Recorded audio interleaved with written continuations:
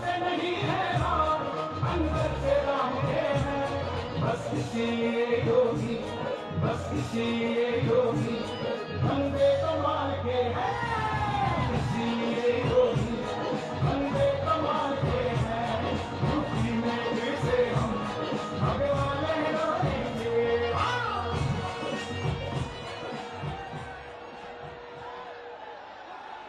आप सबका बहुत बहुत धन्यवाद देश के लिए। आपका उत्साह, आपका प्यार, आपका स्नेह देश के ऐसे बनता है जैसे आज ही हम विकासपुरी विधानसभा को भारी बहुमत से हम जीत चुके हैं। हमने इसके बाद बोलो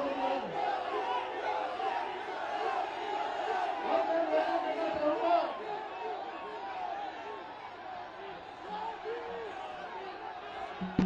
स्वागत की कड़ी में अपने प्रत्याशी डॉक्टर पंकज सिंह जी और हमारे जिला अध्यक्ष आदरणीय नरेश सिन्हा जी से वो आए सबका और हनुमान जी का सेवा देकर आदरणीय योगी जी का स्वागत करें।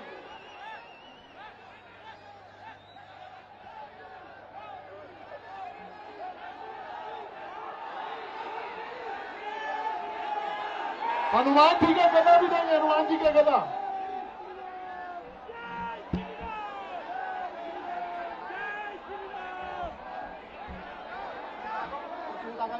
अब मैं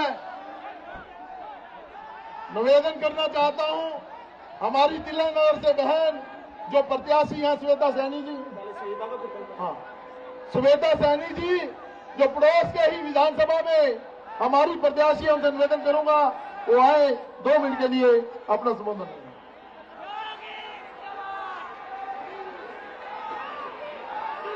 भारत माता की, भारत माता की जय श्री राम, जय जय श्री राम।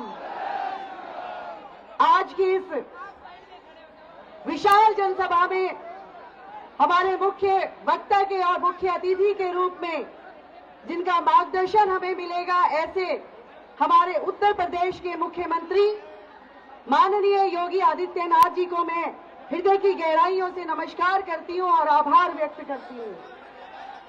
सम्मानित मंच और इस विशाल जनसभा में उपस्थित हमारे सभी भाई और मातृशक्ति सभी को हाथ जोड़कर नमन। दिल्ली में चुनावी समर चल रहा है और भारतीय जनता पार्टी की सरकार बनना तय हो चुका है।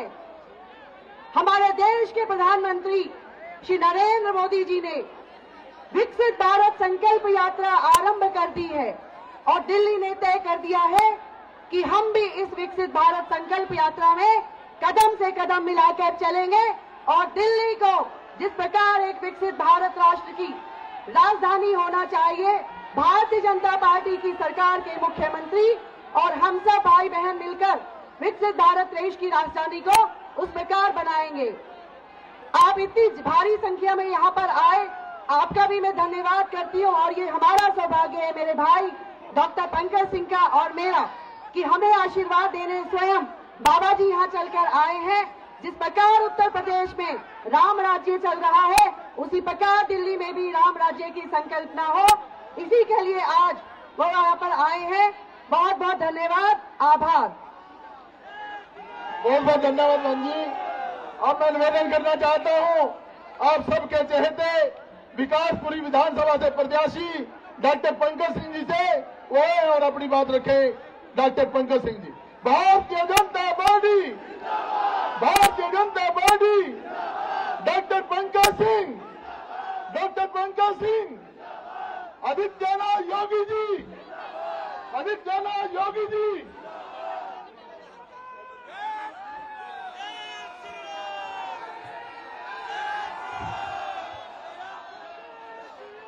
जोर से बोलेंगे, प्रेम से बोलेंगे। भारत माता की, गौ माता की, बोलो बोलो बजरंग बली महाराज की, सियापति रामचंद्र की। मंच पे हम सबके मार्गदर्शक, लोकप्रिय, आदरणीय बाबा योगी आदित्यनाथ, मुख्यमंत्री उत्तर प्रदेश, और मेरे लिए जब मैंने राजनीतिक जीवन में नहीं आया था तो मुझे एक बार किस्मत से मिलने का बाबा जी से मौका मिला था। बाबा जी का आशीर्वाद हम सबको मिले, ये मैं कामना करूंगा। दोस्तों, मैं आपके और बाबा जी के बीच में ज्यादा बोलूंगा नहीं। ये बताइए, क्या राशन कार्ड बनता है? पानी आता है? पेंशन बनता है? बुजुर्गों का पेंशन बनता है? विधवाओं का पेंशन बनता है?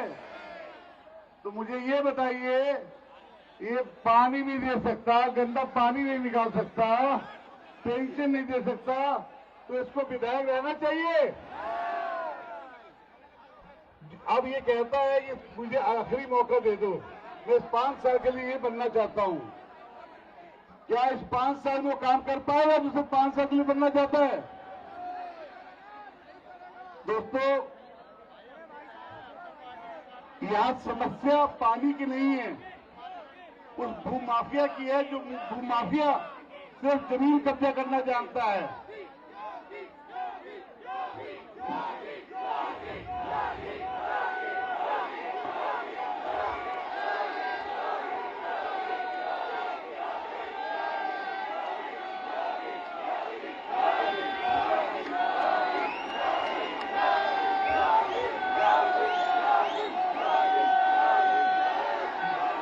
प्रेम से बोलिए, बाबा योगी आदित्यनाथ की, बाबा योगी आदित्यनाथ की। मैं बाबा जी आपका वचन सुन रहा हूं, मैं अपनी वाणी को विराम करता हूं। मेरे तुम भाइयों से रोज बात होती रहती है, आपके वचन सुनने के बीच में आया हूं। आइए आप हम लोग को मार्गदर्शन दीजिए।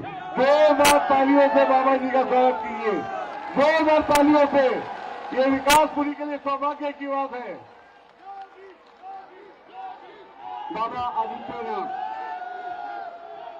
भारत माता की, भारत माता की, भारत माता की।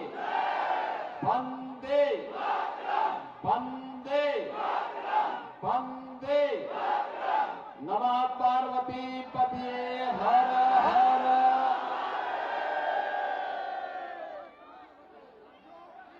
भारतीय जनता पार्टी के जिला के अध्यक्ष श्री रमेश सोकंदा जी, विकासपुरी विधानसभा क्षेत्र से भारतीय जनता पार्टी के लोकप्रिय प्रत्याशी डॉक्टर पंकज कुमार सिंह जी, तिलक नगर विधानसभा क्षेत्र से भारतीय जनता पार्टी के प्रत्याशी श्रीमती श्वेता सैनी जी, जिला महामंत्री श्री हरीश सरजाई जी, श्रीमती राज शर्मा जी, आजाद शर्मा जी, अमरेंद्र सिंह जी, मनोज खंडेलवाल जी, अनुज त्यागी जी और भारी संख्या में आज की चुनावी सभा में उपस्थित विकासपुरी और तिलक नगर विधानसभा क्षेत्र से जुड़े हुए मेरे सभी उपस्थित बहनों और भाइयों, आप सबके उत्साह के लिए मैं सबसे पहले आप सभी का हृदय से अभिनंदन करता हूं, स्वागत करता हूं। जय श्री राम। बहनों और भाइयों, मैं कल रात्रि को ही प्रयागराज महाकुंभ की भूमि से लखनऊ आया हूं और आज दोपहर के बाद लखनऊ से आपके बीच में आ रहा हूं। आप देख रहे होंगे प्रयागराज में भव्य और दिव्य महाकुंभ का आयोजन हो रहा है। आज सुबह से 2.5 करोड़ श्रद्धालुओं ने मां गंगा, मां यमुना और मां सरस्वती की पावन त्रिवेणी के संगम में स्नान करके पुण्य के भागीदार बने हैं और पिछले 16 दिनों में ये संख्या बढ़कर के 18 करोड़ पार कर चुकी है। बहनों और भाइयों, कुंभ तो हजारों वर्षों की विरासत का एक पौराणिक पर्व है। दुनिया का सबसे बड़ा आध्यात्मिक और सांस्कृतिक आयोजन। लेकिन पहले की सरकारें जनता जनार्दन को, आने वाले संतों को, श्रद्धालुओं की आस्था को सम्मान नहीं देती थी। परिणाम क्या था? यही आयोजन दुर्व्यवस्था के शिकार होते थे, अव्यवस्था के शिकार होते थे, अराजकता के शिकार होते थे, लोग नहीं आ पाते थे, साधन नहीं देती थी सरकार। आज उत्तर प्रदेश में डबल इंजन की सरकार है, तो डबल इंजन सरकार का लाभ न केवल उत्तर प्रदेश के विकास को बल्कि विरासत को आगे बढ़ाने में भी प्राप्त हो रहा है। पूरा देश और पूरी दुनिया का श्रद्धालु प्रयागराज में आकर अपनी श्रद्धा और आस्था की पावन डुबकी त्रिवेणी में लगाकर पुण्य का भागीदार बनकर के हर्षोल्लास के साथ अपने घर को एक मीठी स्मृति लेकर के जाता है कि मैंने भी प्रयागराज में जाकर के महाकुंभ में स्नान करके पुण्य के भूमि का भागीदार बना हूं। बहनों और भाइयों, याद करिए, इस वर्ष महाकुंभ और पिछले वर्ष इसी जनवरी माह में उत्तर प्रदेश में अयोध्या में 500 वर्षों का इंतजार समाप्त हुआ और प्रभु रामलला 500 वर्षों के बाद अयोध्या धाम में विराजमान हुए।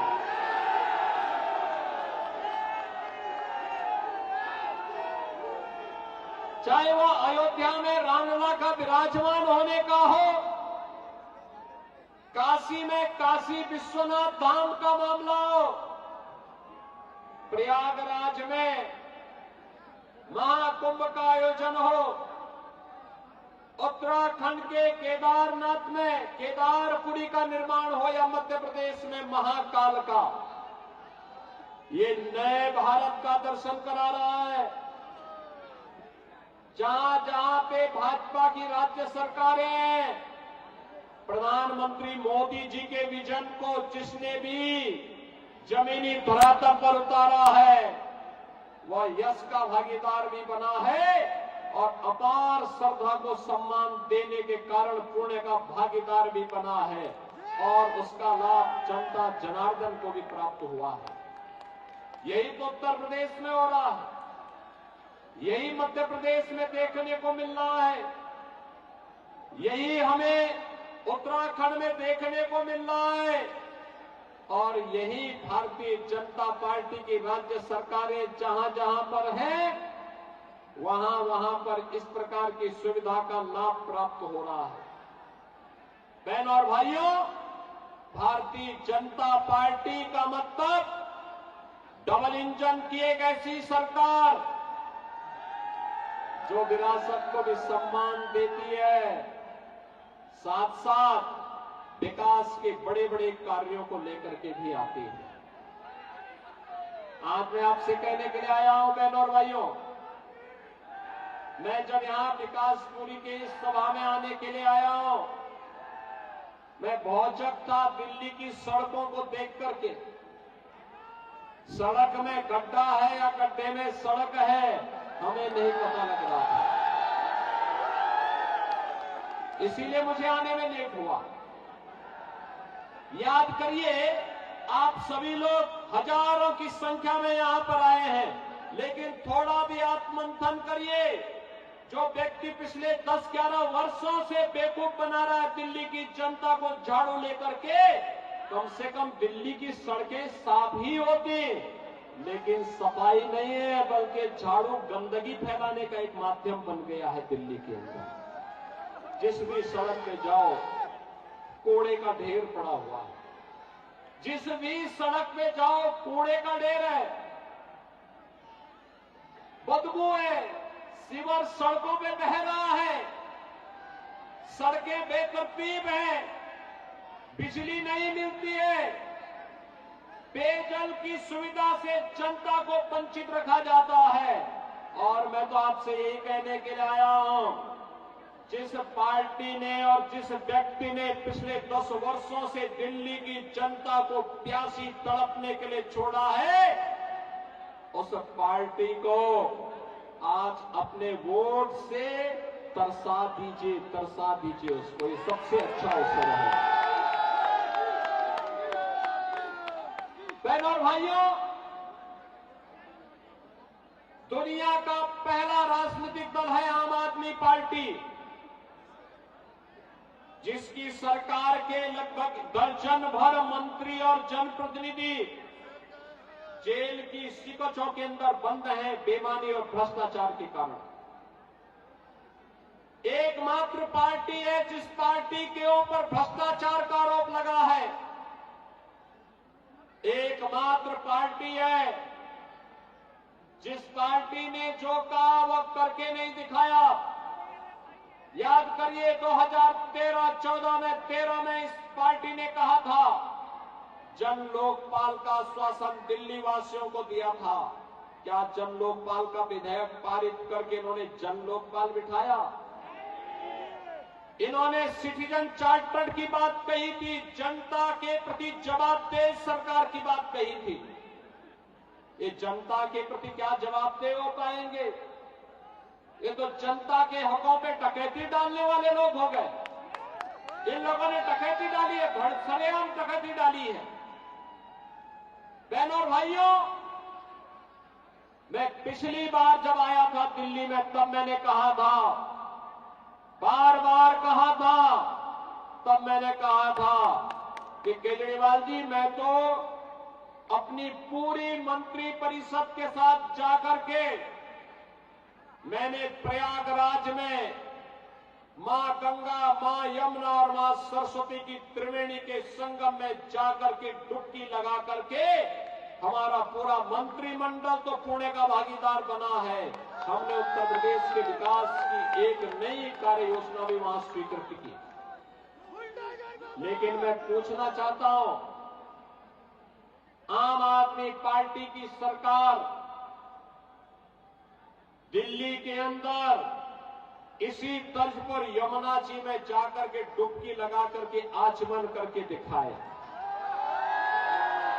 केजरीवाल जी आपको जाना चाहिए, नैतिक साहस है तो जाइए, यमुना जी में डुबकी लगाइए, मंत्रिमंडल के सभी पुराने सहयोगियों को भी लेकर के जाइए और जनता जनार्दन को इस बात के लिए आश्वस्त करिए, उनको बताइए कि दिल्ली के साथ उन्होंने कितना बड़ा अन्याय किया। जो यमुना नदी हमारे लिए एक आस्था की नदी हुआ करती थी, जिस यमुना नदी के किनारे ही वृंदावन में भगवान कृष्ण ने अपनी सभी लीलाओं को रचा था, जो यमुना नदी हमारे लिए पावन नदी के रूप में जानी जाती है। हर भारतवासी के मुंह से जब भी कोई स्नान करता है किसी भी नदी में, घर में, उसके मुंह से सहसा निकलता है, हर हर गंगे हर हर यमुने।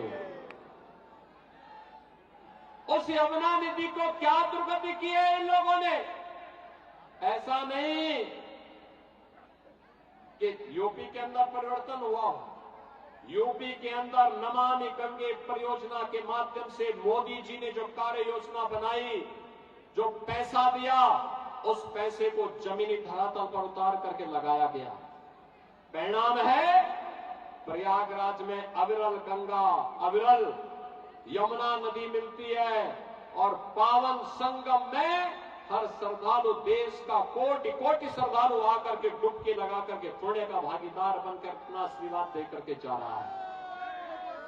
बहनों और भाइयों, यही कहने के लिए मैं आज आपके पास आया हूं, यही कहने के लिए आज मैं आपके पास आया हूं। ये आम आदमी पार्टी की सरकार आपकी आस्था के साथ खिलवाड़ कर रही है। यमुना जी को इन्होंने अपने गंदगी के, अराजकता का, अव्यवस्था का शिकार बना करके आज आम आदमी पार्टी की सरकार के पाप का भुगतभोगी हमारा मथुरा, वृंदावन, आगरा वासियों को भी होना पड़ रहा है। दिल्ली के अंदर क्या दुर्व्यवस्था फैलाई है। बरसात के दिनों में यहाँ के नाले चौक होकर के जब ओवरफ्लो पानी होता है, कैसे पूरी दिल्ली डूबती हुई दिखाई देती है। ये दृश्य हर एक व्यक्ति की आंखों को खोलने वाला होता है। विकास के बारे में जो मैं कह रहा था, सड़कें गड्ढे में है या गड्ढे में सड़क है, इसका भी अंदाजा आप यहाँ की सड़कों पर चल करके रोज लगाते होंगे। और गंदगी का तो अंबार ही क्या, अंबार ही क्या। अरे आम आदमी पार्टी की तो इसका ये चुनाव चिन्ह ही जब्त कर देना चाहिए। झाड़ू तो यहाँ पे गंदगी का पर्याय हो गया है, दुर्व्यवस्था का पर्याय हो गया है। कारण है इन लोगों ने सफाई कर्मियों का भी शोषण किया है। श्रमिकों के लिए पीओसी बोर्ड के पैसे का दुरुपयोग किया है। विकास के कार्यों में इन्होंने सेंध लगाई है। विकास के लिए आने वाले पैसे को इन लोगों ने बंदर बांट किया है। बहनों और भाइयों, दिल्ली से मेरठ के बीच में 12 लेन का एक एक्सप्रेसवे भारत सरकार बना रही थी। उत्तर प्रदेश सरकार सहयोग कर रही थी। दिल्ली के अंदर आम आदमी पार्टी की सरकार ने सहयोग करने से इनकार कर दिया। देश की पहली रैपिड रेल दिल्ली मेरठ के बीच बननी थी। उत्तर प्रदेश सरकार सहयोग कर रही थी। आम आदमी पार्टी की दिल्ली की सरकार ने सहयोग करने से इनकार कर दिया। याद करिए, दिल्ली के अंदर मेट्रो के निर्माण के लिए अलग अलग फेजेज में जो कार्य होने थे, दिल्ली की सरकार ने अपना शेयर देने से इनकार कर दिया।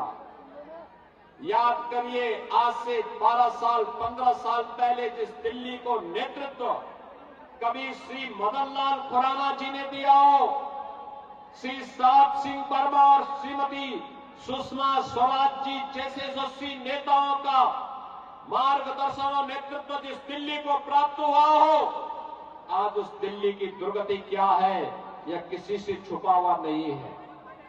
बहनों और भाइयों, आज दिल्ली कहां जा रही है? वह समय था जब दुनिया दिल्ली को देखने के लिए आती थी। पूरा देश दिल्ली बसने के लिए आता था।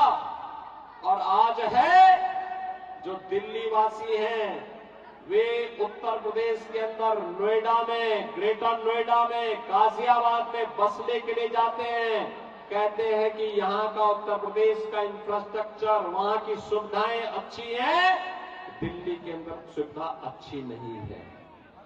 बहनों और भाइयों, आम आदमी पार्टी की सरकार ने कुछ कारनामे ऐसे किए हैं, आपकी आंखों को खोलने वाला होना चाहिए। आम आदमी पार्टी की सरकार और पूरा विपक्ष इस समय एड़ी चोटी किया हुआ है। ये लोग, इन्होंने 10 वर्ष में काम किए। आम आदमी पार्टी के जनप्रतिनिधियों को, उनके पदाधिकारियों को आधार बनाने का लाइसेंस दे दिया। उन्होंने बांग्लादेशी और रोहिंग्या मुसलमानों के भी उन्होंने आधार कार्ड बना करके उन्हें जबरन दिल्ली का नागरिक देकर के दिल्ली वासियों के अधिकारों को इन्होंने जबरन हथियाने का प्रयास किया।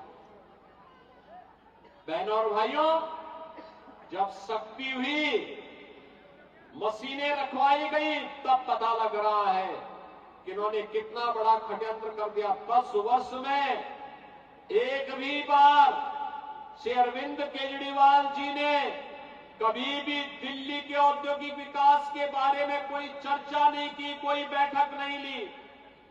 कितने युवाओं को नया रोजगार मिल रहा है, इसके बारे में कभी कोई रिव्यू नहीं किया। एक भी नया उद्योग नहीं आ पाया दिल्ली में, जबकि ओखला यहां का औद्योगिक नगर था। वहां पर इन्होंने उद्योग का निवेश तो नहीं किया, इनका निवेश वहां बांग्लादेशी घुसपैठियों का जरूर हो गया। इन्होंने बांग्लादेशी घुसपैठी बसा दी अव्यवस्था और अराजकता फैलाने के लिए। बहनों और भाइयों, दिल्ली के अंदर ओखला था, उत्तर प्रदेश के अंदर न्यू ओखला के रूप में जिसे आप नोएडा कहते हैं, यह भी इसी ओखला का एक नया रूप था। New Okhla industrial development authority के रूप में था। आज नोएडा कहां पहुंच चुका है? देश के अंदर निवेश का सबसे अच्छा डेस्टिनेशन आज नोएडा बन गया है। और ओखला, दिल्ली का ओखला पहले से बदहाल हो गया। इंडस्ट्री तो नहीं लग रही है, लेकिन बांग्लादेशी घुसपैठियों ने अराजकता फैला करके यहां के आम नागरिकों के अकाउंट पे डकैती डालना जरूर प्रारंभ कर दिया है। और इसीलिए आज मैं आपके पास आया हूं कहने के लिए कि केजरीवाल जी, विकास कैसे होना चाहिए था दिल्ली का, आपके पास फुर्सत न हो तो 5 फरवरी के पहले आपको एक बार अपनी गलतियों का एहसास करने के लिए पश्चाताप स्वरूप गाजियाबाद और नोएडा का इंफ्रास्ट्रक्चर को जाकर के देखिए। आपको एहसास होगा कि 10 वर्ष का समय मिला था आपको भी, 10 वर्ष का समय मिला था। इन 10 वर्षों में दिल्ली के अंदर आप भी कुछ कर सकते थे। यह तय है कि 5 फरवरी के बाद जब यहां पर 8 फरवरी को परिणाम आएंगे, तब आम आदमी पार्टी की सरकार दिल्ली के अंदर विदा हो चुकी होगी। इसका फैसला 5 फरवरी को दिल्ली की जनता जनार्दन कर देगी। आपके लोगों ने, केजरीवाल जी, आपके लोगों ने दिल्ली के अंदर शराब घोटाला तो किया ही, भूमि घोटाला भी किया ही, भ्रष्टाचार के कीर्तिमान भी स्थापित किए और श्रमिकों के हकों पर भी डकैती डालने का काम किया। बीओसी बोर्ड में सेस का जो पैसा है, ये श्रमिकों के वेलफेयर में खर्च होना चाहिए। इन्होंने सैकड़ों करोड़ बांट दिए और जब उसकी जांच हुई, ऑडिट होता है, तो पता लगता है कि ये पैसा तो आम आदमी पार्टी के वर्कर को बांटा गया है, ये किसी श्रमिक को नहीं बांटा गया है। बहनों और भाइयों, श्रमिकों का पैसा आम आदमी पार्टी के कार्यकर्ताओं को खैरात की तरह बांटेंगे? आपको जाके देखना चाहिए। अरविंद केजरीवाल जी, जाइए उत्तर प्रदेश में, जाइए अटल आवासीय विद्यालय वर्ल्ड क्लास इंफ्रास्ट्रक्चर के रूप में, वर्ल्ड क्लास इंफ्रास्ट्रक्चर के रूप में बीओसी बोर्ड में रजिस्टर्ड श्रमिकों के बच्चों और कोविड कालखंड में निराश्रित हुए बच्चों के लिए वे विद्यालय बने हुए हैं। उत्तर प्रदेश के अंदर सभी कमिश्नरी मुख्यालयों में वे विद्यालय बनकर के वर्तमान में चल रहे हैं। और अत्याधुनिक शिक्षा की सुविधा का मॉडल कैसे होना चाहिए, वो एक मॉडल है। जाकर के देखेंगे तो अपने कृत्यों पर पश्चाताप करोगे, दिल्ली की जनता से माफी मांगोगे। ये लोग वक्फ माफिया को प्रश्रय देने वाले लोग हैं। इन्होंने वक्फ बोर्ड के नाम पर कैसे संरक्षण देने का काम किया है। आज भारतीय जनता पार्टी की केंद्र में मोदी जी के नेतृत्व की सरकार है। ये सरकार जो कहती है करके दिखाती है। मोदी जी ने कहा था कि कश्मीर में धारा 370 हटाएंगे, हटा दिया। कभी भारतीय जनता पार्टी और जनसंघ के कार्यकर्ता नारा लगाया करते थे, जहां हुए बलिदान मुखर्जी व कश्मीर हमारा है।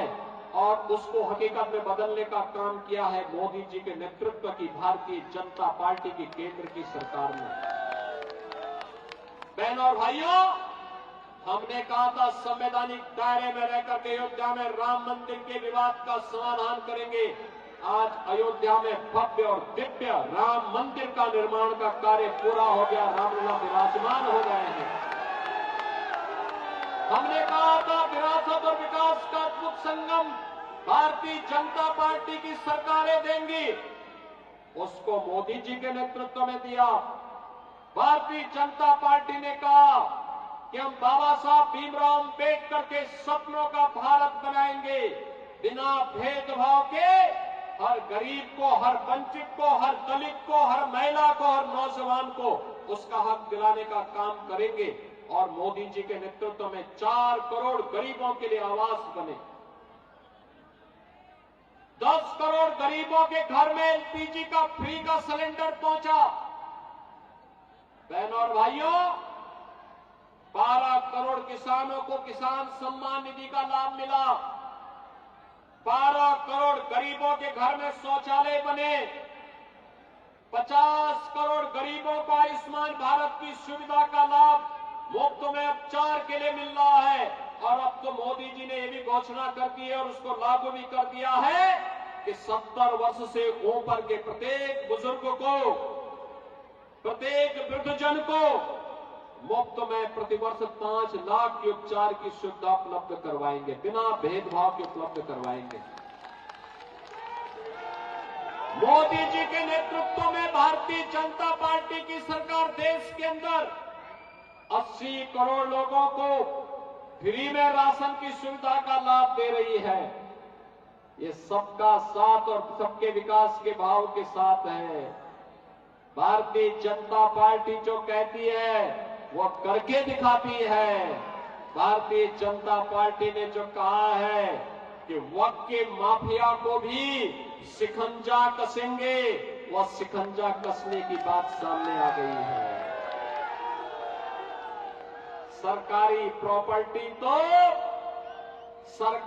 प्रॉपर्टी तो गरीबों के आवास के लिए बनेंगे, गरीबों को पट्टा वितरण देने के लिए उपयोग में होंगी, हॉस्पिटल और विद्यालय बनाने के लिए, उद्योग के निर्माण के लिए होगा। ऐसा नहीं ये सिलसिला बंद हो जाएगा कि जहां रुमाल रखो वही वक्त की प्रॉपर्टी हो गई।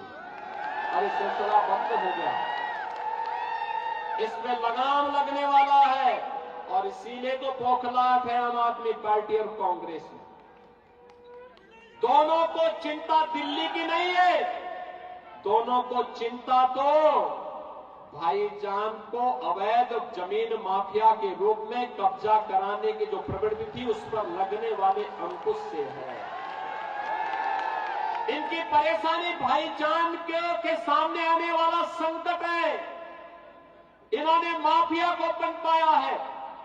आज यहां पे इन्होंने भू माफिया को पनपाया, टैंकर माफिया को पनपाया, सड़क माफिया को पनपाया, वक्फ माफिया को पनपाया, पटरी माफिया को पनपाया। हर एक प्रकार के माफिया को, प्रवृत्ति को, की दुष्प्रवृत्ति को आगे बढ़ा करके इन्होंने अपने राजनीतिक उल्लू को सीधा किया है। यहां तक कि दिल्ली के अंदर उत्तर प्रदेश सरकार की भी लैंड थी, सिंचाई विभाग की बड़ी लैंड है, हजारों एकड़ लैंड है। और अचानक आम आदमी पार्टी की सरकार बनी, इनका ओखला का विधायक वहां पर कुछ लोगों को जबरन वहां पे कब्जा कराने लग गया। बांग्लादेशी घुसपैठिए थे। हमने 1-2 बार अनुरोध किया कि भाई ये कब्जा मत कराओ, लेकिन जब ये लोग नहीं माने, अंततः मुझे उत्तर प्रदेश से पीएसी फोर्स भेजनी पड़ी और बुलडोजर भी भेजना पड़ा, उन सबको जाना पड़ा। अपनी जमीन को वापस कब्जा लिया। मैंने कहा दिल्ली के अंदर विकास के लिए जमीन चाहिए, उत्तर प्रदेश सरकार देगी, लेकिन बांग्लादेशी घुसपैठियों के लिए और वक्फ माफिया के नाम पर कब्जा करने के लिए 1 इंच जमीन नहीं देने वाले हैं। और इसीलिए बहनों और भाइयों, आज मैं आपसे कहने के लिए आया हूं, कि भारतीय जनता पार्टी की डबल इंजन की सरकार दिल्ली के अंदर बने। दिल्ली के अंदर भारतीय जनता पार्टी की डबल इंजन की सरकार बने। जिन बुनियादी सुविधाओं से आपको वंचित किया गया है, सड़क से, बिजली से, पानी से, पार्क से, सीवर लाइन से, इन सुविधाओं को आच्छादन हो, ये सुविधाएं यहां के लोगों को प्राप्त हो, एक गरीब की झोपड़ी में उसका पक्का मकान बन जाए, इसके लिए मोदी जी के नेतृत्व में डबल इंजन की सरकार कार्य करे। दिल्ली का विकास होगा, हर स्ट्रीट वेंडर को स्वनिधि का लाभ मिले, हर दिल्ली वासी को आयुष्मान भारत की सुविधा का लाभ मिले, हर महिला को यहां पर उस सुविधा का लाभ मिले जो भारतीय जनता पार्टी की राज्य सरकारों में मिल रहा है। और इस दृष्टि से आज हम सब आपके पास आए हैं। बहनों और भाइयों, भारतीय जनता पार्टी ने इसी के लिए डॉक्टर पंकज कुमार सिंह को विकासपुरी से और श्रीमती श्वेता सैनी को तिलक नगर से अपना प्रत्याशी बनाकर के आपके बीच उतारा। इन दोनों प्रत्याशियों को आपका आशीर्वाद प्राप्त होगा। दोनों प्रत्याशियों को आशीर्वाद प्राप्त होगा। घर घर जाएंगे। 5 फरवरी को वोट पड़ने के दिन घर घर में इससे पहले जाकर के आम आदमी पार्टी और कांग्रेस की अनैतिक और अराजक गतिविधियों का पर्दाफाश करेंगे। दिल्ली को बचाने के लिए, जन सुविधाओं से आच्छादन करने के लिए फिर से कमल खिलाने के इस अभियान का हिस्सेदार बनेंगे। विरासत और विकास की, सुरक्षा और समृद्धि की भारतीय जनता पार्टी की डबल इंजन सरकार लाने के लिए आगे बढ़ेंगे। तो फिर मेरे साथ दोनों हाथ उठा करके बोलेंगे, दोनों हाथ उठाइए, जहां तक मेरी आवाज जा रही है, दोनों हाथ उठा करके बोलेंगे, भारत माता की, भारत माता की, भारत माता की।